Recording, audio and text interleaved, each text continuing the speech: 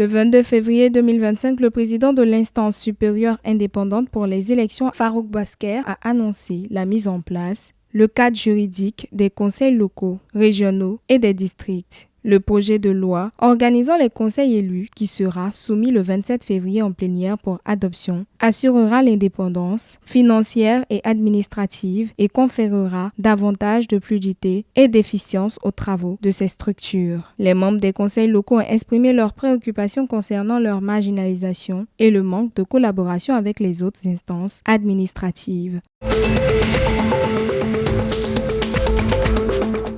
Les relations entre le Mali et l'Algérie se sont détériorées depuis fin 2023 avec la visite de Mahmoud Dicko à Alger et la remise en cause de l'accord de paix de 2015. Cette dynamique a accentué la méfiance entre les deux pays, notamment après les critiques mutuelles sur la scène internationale. La nomination du général Dolo comme nouvel ambassadeur malien en Algérie est un geste stratégique de Bamako pour renouer le dialogue tout en affirmant sa souveraineté. Alger se retrouve ainsi dans l'obligation de réévaluer sa coopération avec le Mali face à un environnement géopolitique instable.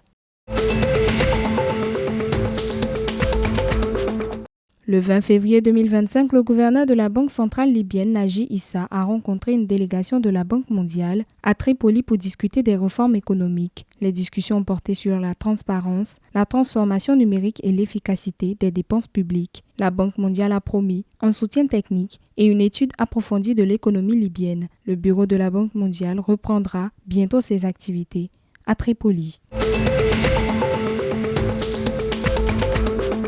Le ministre de l'Enseignement supérieur et de la Recherche scientifique, Yacoub Ould, a annoncé que le nombre de boursiers a doublé de plus de 50%, passant de 10 000 à plus de 15 000 étudiants. En parallèle, le pourcentage d'étudiants étrangers dans les établissements locaux a aussi connu une hausse significative, dépassant 50% dans 16 des 28 établissements. Ces progrès sont perçus comme des gains importants et le ministère s'engage à poursuivre cette dynamique pour les années à venir.